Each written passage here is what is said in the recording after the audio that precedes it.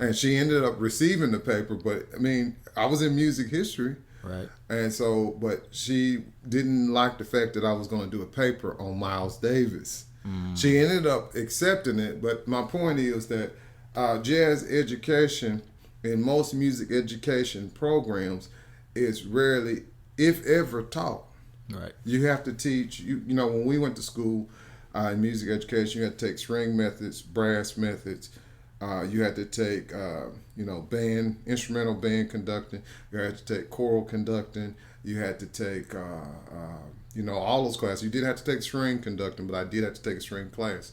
So, and I had to take percussion methods. I had to take all those classes, but I didn't have one required class for jazz. For jazz, right. But I took it. Yeah. I was 5 years in the jazz band there, and then I took jazz pedagogy and jazz piano techniques and jazz improvisation and all that. But like you were talking about before, they don't know. No. Right. Right. But see, what's wild, these same people are judges. Right. Yeah, that's true. Judging our kids. Right. At all region and all state. Right. So they thinking from a classical mindset instead of thinking from a jazz educational mindset. True. And then they comparing apples and oranges. Right. And they're expecting to hear an orange when we supposed to hear an apple. Mm-hmm. And then they got the kid come in there that can play like an orange. Right. And so they're saying, oh, he's not this person. And the kid that really had and was really doing what he was supposed to do and sound the way he was supposed to sound don't get the credit Right. I mean, you get what I'm saying? Yeah, I totally get what you're saying. I mean, I know that's kind of... No, I totally get what you're saying. I hope y'all are following where I'm at on this. Because I'm just seeing this disconnect for... it's not just about all region. It's not all about all state and those kind of things. But, are we really teaching jazz? Where are we going with this? Those who are calling themselves experts in jazz education, are they really and truly helping students? No matter where you're from, if you're from suburban areas or urban areas, no matter what, Well, I think school districts have to really be behind jazz education, period. Because it's America's popular classical music. Yeah, exactly. It's the only true American art form. And so until we get the district, the state, and those who are, in positions of authority to be 100% behind it, then our jazz education programs won't flourish as much as they could and should. So I think it's a twofold thing. I think it has to do a lot with, it has to, the environment has to be created for band directors to have that ability to really develop and grow a jazz education program. We need more sections. We need not to have to be stuck in a music technology class when we can be doing multiple musical instrumental classes, and jazz education classes, or not stuck in a study hall class with the band teacher having to do ISS, in school suspension, things like that. When we get the school districts and the state behind a lot of what we do or what we want to do, then that'll create more opportunity for band directors to delve into that aspect of jazz, if that's what if they miss that in their music education. Do you feel like the band directors are overwhelmed and already doing too much? They see the jazz band. Well, now we're talking primarily, high school, middle school. Do they see the jazz band as this is stepchild? Yeah, this is the fun class. Right. I want to work on the show, so y'all go sit down and I'm gonna flip in a movie. We're gonna put in a Miles Davis movie, and that's y'all lesson for today. I'm gonna give you a assignment on this, and then we'll call it a day. Some band directors, I think, are overwhelmed. Some of them, and I'll just say this, some of them are just overwhelmingly lazy. Not just overwhelmed. And that's why I say just to go off the cuff, just go be really raw about it, I'm not naming names, it's just the reality of it. Yeah. But overwhelmingly lazy. That because, like you said, what I mentioned earlier, they don't know. And because it's not the primary musical ensemble, it just gets treated like that stepchild. It's not my own, so that's the fun class, You guys go over there and, like you said, put in a movie and do what you do. There's been times I've seen band directors just in their office during the jazz class. And Yeah, the what kids are is that? Kids are Just kicking it. just chilling, man. It's like a prep period for the students and the teacher. You know, it's like so. I think they're not so much overwhelmed. I think some of them just don't really know, and so they just don't put the time into it. Because you're only overwhelmed. Do you think they inherited, like you used to call it stage band? Do you think right. they inherited a stage band, and because it's a part of the music program and it's always been in the schedule, you know, that's my planning period. I don't want to lose that. Yeah. So I'm in charge of 15 kids, you know. Yeah, it goes back to ambition and drive and having a vision for your music program, because music is all encompassing. So it's not just marching, it's not just concert, it's music. So if jazz is a part of the music program, you have to have a vision and direction in which you want that jazz program to go. And if you feel that you're inadequate or that you don't understand everything about jazz, reach out to people who do. Don't be competitively jealous of someone because they have a little bit more expertise in this area because at the end of the day, if your name is stamped on the class, you're going to get credit regardless of who's come to work with you. So you just have to learn how to reach out and network. We as music educators should see the jazz arena, jazz education arena, like they see the marching band. How many band directors is going to teach the flag line? They're going to teach the percussion. Right. They're going to write the show. Exactly. They don't do all that. Yep. That's They say, you know what? Yep. I can't do all this. Right. I'm going to have to go get me a brass person. I need to have a marching specialist. I need to have somebody help me write my show. Yep. I need to go get a flag line instructor. Yep. I gotta have this. I can't do it by myself because you realize this is too much. You're overwhelmed. So you overextend yourself on and you're right. You're exactly right. You have your low brass specialist. You have your high brass specialist. You have flag line. So why not have that for your jazz? You have your combo, or you have your rhythm section coach. You know, you have a person who's a guru at jazz improvisation. He can do some of the jazz theory. You know, I may just do the big band, and that person may do the combo. You know, you have to divvy up those responsibilities and you know, not try to assume all of it. That's why they're overwhelmed. Right there. Do you believe that competitions and groups like Essentially Ellington are making inroads? Now I know this may be a little bit politics because, you know, if Winton's listening to this, he probably just leaned forward. But do you feel like that Essentially Ellington is available even to our schools? Is it even available? Is it accessible? You know, when I'm seeing these top tier schools, arts magnet schools with all the money, all this stuff that they got, I'm like, man, those kids are great. But well, you know, I think it is in an aspect because Essentially Ellington has also in their program what we often have for the concert band, where you can do comments only assessment. So you're not necessarily competing to be the top 15 bands to go to New York to battle it out, but you're just getting professional feedback, and your music is still heard by those same adjudicators, judges, musicians, band directors. Okay. And you can feedback, and that feedback along with anything from the local level will help you as the director and the students to build that jazz program to where eventually in 3 to 5 years they could be, you know, in the running for, you know, the Essentially Ellington. So I think Essentially Ellington has a lot. I think a lot of jazz competitions and festivals are now patterning themselves after that. They're the blueprint, I think.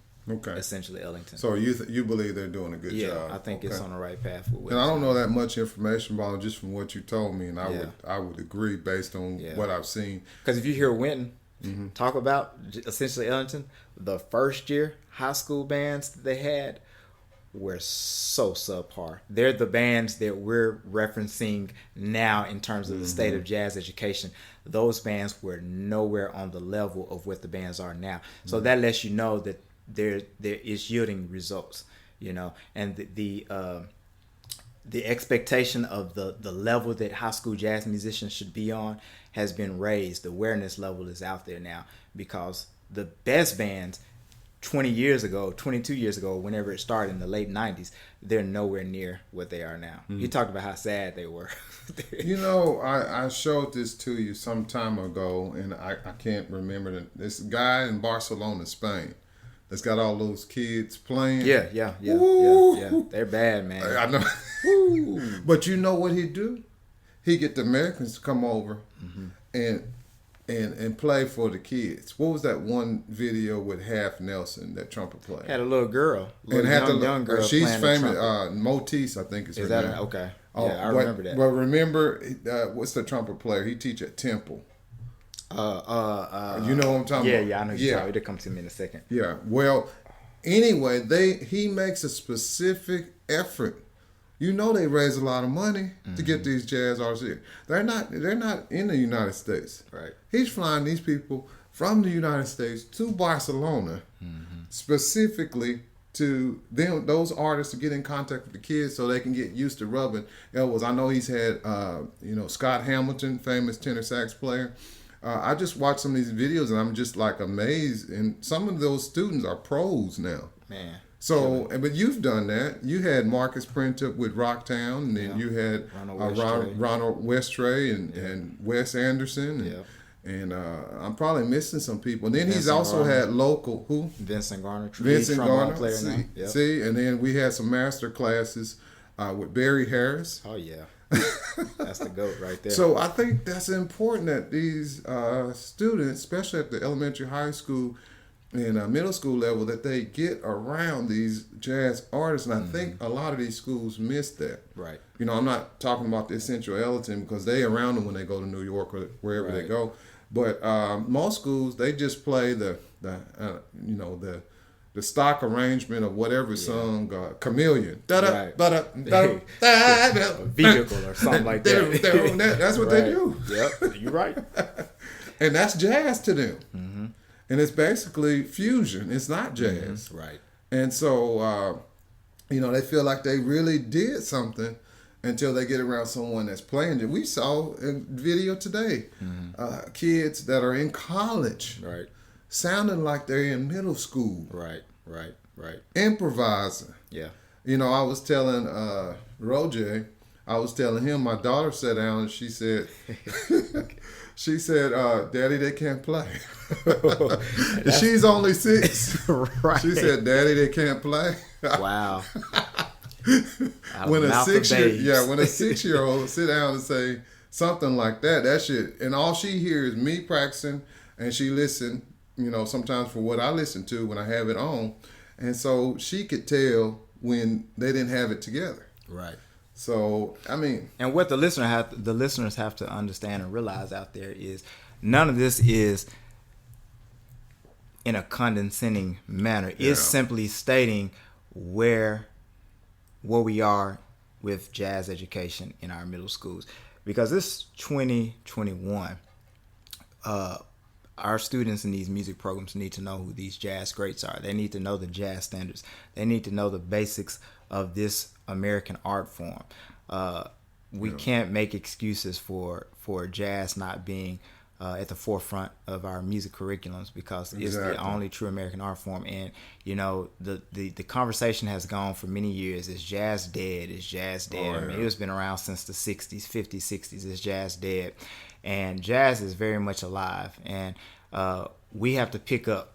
We got to pick up the speed, the tempo, because there's so many bands out there like those essentially Ellington bands you talked about. These guys and young ladies are sounding like professional musicians at 16, 17, 18 years of age.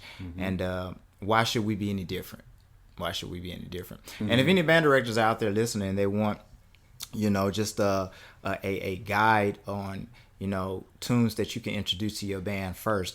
I mean, I have resources. I know Mr. Thames have resources.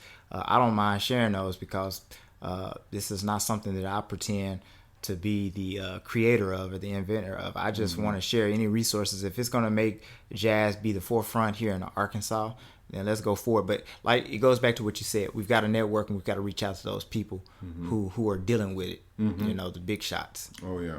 They've got to get exposed to those musicians. Wow.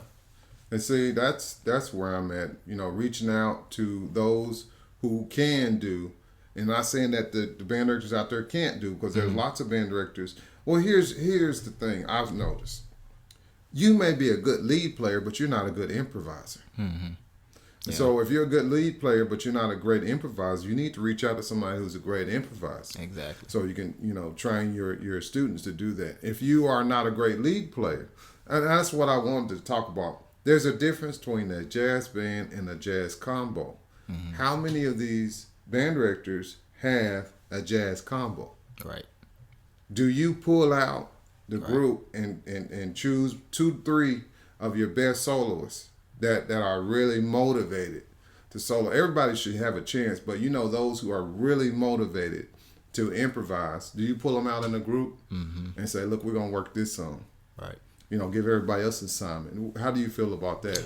I think that's how it should be. But then again, too, it goes to, you may have to do some after school sectionals. You may have to do some after school rehearsals. You might have to call a band director friend or a retired band director to come over to coach that, to help that. You've got to find ways to reach. Everything is not going to happen within the context of your 8 to 4 o'clock school hours. Mm-hmm. I know different band directors have families and different things and other obligations, but at the end of the day, this is what we signed up for. We signed up to impart into the next generation of young musicians or musicians music and music education. And sometimes you have to sacrifice. So with that being said, if you feel that you can't do that within the scope of your time that you have with those kids, or maybe you're not double blocked, or maybe band meets at weird times, or it doesn't even meet during the day and you only have after school, whatever is necessary to get the job done, we have to do it. But I do that even with my group. I had a jazz orchestra. Some of them was not really willing to give up their virtual day to come to rehearsal. So I said, we'll just make an all-star band, or all-star group, a combo. So we have the orchestra, but then I have those that are driven, that are my students that are in my combo. So I have 3 trombones, 2 saxes, and a trumpet. And my saxophone player plays flute. He plays clarinet. Mm-hmm. One of the saxophone players. And then my trombone players, they all play multiple instruments. They play tuba, they play baritone, they play trombone. So if we wanted to get a New Orleans brass band, I've got a trombone player who can hop on tuba. Mm-hmm. I've got a trombone player who can play baritone. Wow. I've got a trumpet player, he can play drum set, bass, piano, and he's a tenor saxophone player. Mm-hmm. So I tell my orchestra students, hey man, if you're not willing to do this, that's all right. I got a combo within this band. Mm-hmm. I think that's important, and that goes into what we talked about with the coursework, the jazz standards, the jazz history, and then the jazz transcriptions need to be in that. Jazz theory, jazz history, jazz transcriptions, because those combo players need to be learning heads. So let's talk about music memorization. Oh, yeah. Do you believe that all jazz artists should memorize the jazz tunes that they're learning? Of course. Why do you think that's relevant? It just gets in you. Yeah. So if I was going to play the song Recorder May, and so I'm playing the song Recorder May, if I don't know the tune, I don't believe I can really and truly improvise over it. Now, sometimes if I'm in a studio situation, they say, here's the melody, here are the chords, take one. And they hit record. Mm-hmm. I'm going to read that. Right. I'm hearing that for the first time. I'm reading it down. Right. I think that's a situation where, that's a totally different skill set. But if I'm performing and I'm playing a song that I know really well, I just believe that you should have it memorized. I really am, when I see my church music director, I don't know how he do it. Dude, they playing like 12, 15 songs. Wow. He don't have one piece of sheet music in front of him. Wow. And it's not a pause in between. It's rolling one right into another. Yeah. Rolling. And I was like, I told him, I said, after the 5th song, I'm probably in pure panic mode. Yeah. Because I'm like, because a lot of times you have to know the song. You have to know the style so well where it becomes organic and fluid. Right. And I think we as jazz musicians and as jazz educators, we should teach our students that if you can't get up there and you're fronting a group, you have a little small combo and you're playing. Now, this is not big band music. Right. We're talking about a combo. Right. So if we're in a combo and I can't play it memorized, then I probably shouldn't pick that song. Right. It just, it's just, it depends on how long they've known the song. Mm-hmm. To me, it's not acceptable for me to try to play Summertime with the music in front of me. Do you feel Now, that Donna Lee. right? It's got a million notes on it. Donna Lee. Well, I mean, even now, it wouldn't be acceptable for me because I should know that song. Right. But if you passed out Donna Lee, and then next week you said we're going to perform it, I could kind of understand why maybe the student would feel more comfortable having it. But even then, we should know it. So it really depends on the difficulty.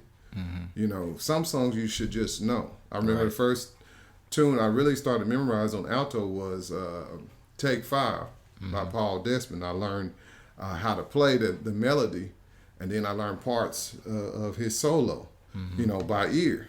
And I really could get that down in me, and I think that's important. What were you going to say? I'm sorry. No, you're good. You kind of hit on it.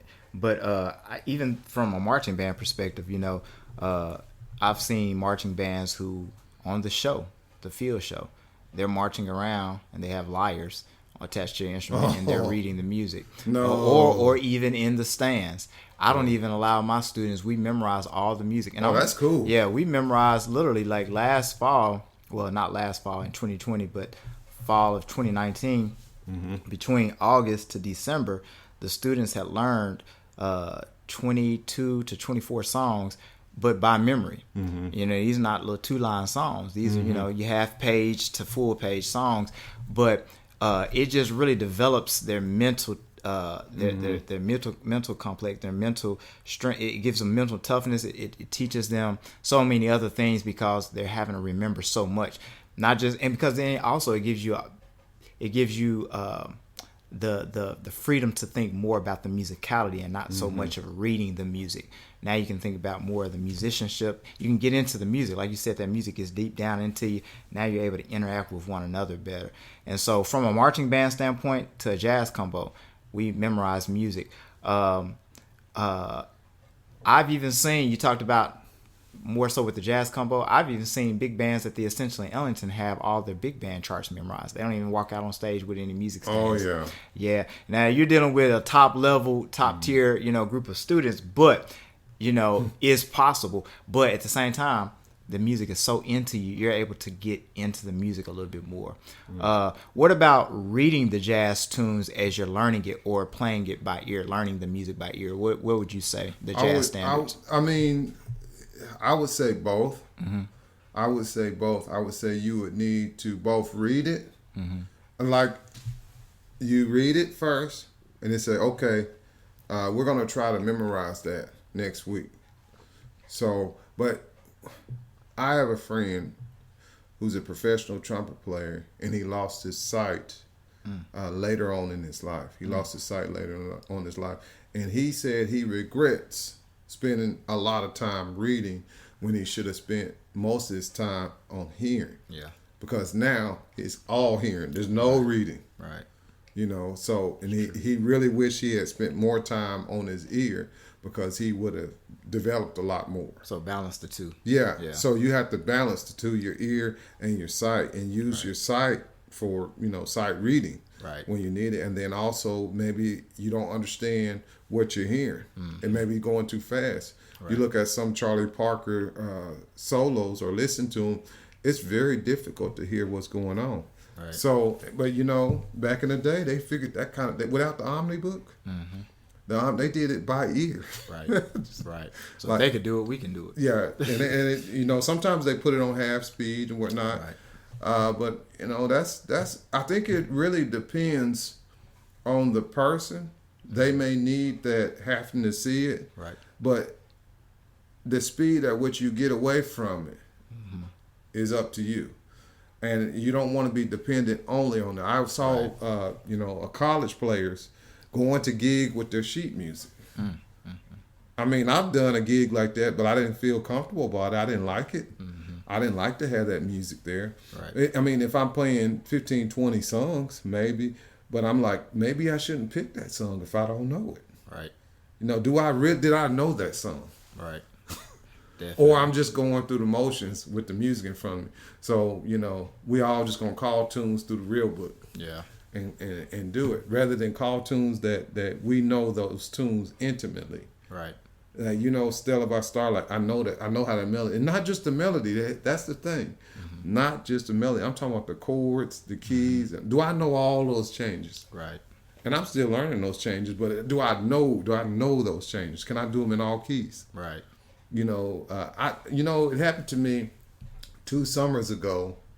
I had my tenor and I knew a song really well on the alto. And I wanted to do it in a particular key, but I had my tenor. Yeah. So I'm playing it on alto key on tenor. And the piano player said, He said, I'm going to play it in the original key. Oh, wow. Wow. Yeah. And I did it. There you go. With the solo. All right. I couldn't believe it. I never tried to play it, that particular song, in a different key. Then I was playing it like up a 6. Wow. Or down a 6. I was playing down a 6. So I'm sitting here playing. I'm like, man, I'm doing this. But it just so happened I knew the melody, I knew the song and everything, and I could solo over it. And I think it's a happy medium. You can't say, oh, if you don't, memorize it immediately, you're not a good player. Some people, they need more time, but I would say you need to work on memorizing, and the kids need to work on their memorization. All right. I think that's something that you can build like a muscle. Right. Work on memorizing. There's a story I want to tell, and this story is concerning Charlie Parker. And I want to say it wasn't the what's that singer, Billy Eckstine. Okay. It wasn't the Billy Eckstine band. It was before Billy Eckstine. I can't. He played piano. Anyway, he was a band leader. Okay. And it was before Billy Eckstine. And Charlie Parker took the lead alto book and held it up in the air and caught the whole thing on fire. I knew it. He caught the whole thing. I knew it. I can't think of his name. Anyway, Earl Father Hans. Okay. And Earl Father Hans said, you better not miss a note. And Dizzy said he went through the whole book. Wow. And didn't miss a note. Wow. Fantastic memory. He was playing first alto. He had the whole thing memorized. Gonna raise it up and catch it on fire in front of him. That's crazy. That's crazy. They were serious, man. They were serious about that. I think only Parker could have accomplished that. Man. I tell you what, if he had put my folder up in the air like that, I would have been in pure panic mode. Would have just fell out. I had no option, no plan B on that. I would have told Earl Father Hans, look, this gig is over for me. I'm out the door. He did it. Wow. That's amazing. That's incredible. So we've been talking about the state of jazz education, and we're coming up on an hour. So I'm pretty sure you're getting tired. Rojay, you get tired? Oh, I'm good, man. I'm just thinking about so many things that go into this topic. We probably have to do a part 2, man. So this is going to be part 1, the state of jazz education. And I'm sure there's some things that we have probably not focused in on and talked about. But this has been off the cuff. And we want to thank you for spending this time with us. If you want to, we'll leave... a chance for you to send us messages via email, and hopefully you keep your comments constructive and all that, and we'll be able to respond to you and let you know when it's the next episode of Off the Cuff with Rojay Moore and Patrick Thames. Anything you want to say, buddy? The email, you can email me at rocktownbands, ROCKTOWN bands, BANDS @gmail.com. Well, that's cool. Just go ahead and send a message for us right now, because I'm not really sure what email I'm going to use. So, yeah. So we'll just leave it there. All right. We look forward to hearing from you next time. All right, then.